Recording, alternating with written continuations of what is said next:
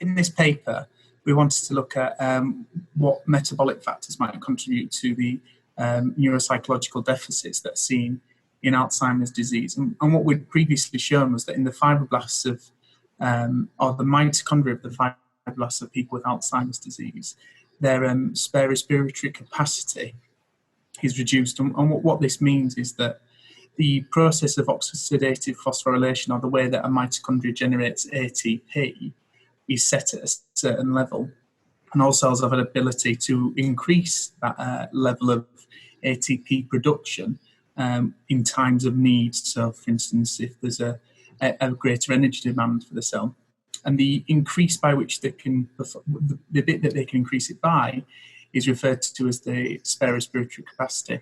So we wanted to see whether or not the metabolic capacity of certain metabolic pathways correlated with the neuropsychological scores we see in Alzheimer's disease. And what we found in this study was that it did, as in that as your spare respiratory capacity increases, the performance on your neuropsychological test is also seen to increase. So it potentially suggests that part of the reason we see the differences in neuropsychological testing in Alzheimer's disease is because the capacity for change in metabolic pathways in Alzheimer's disease is reduced compared to controls.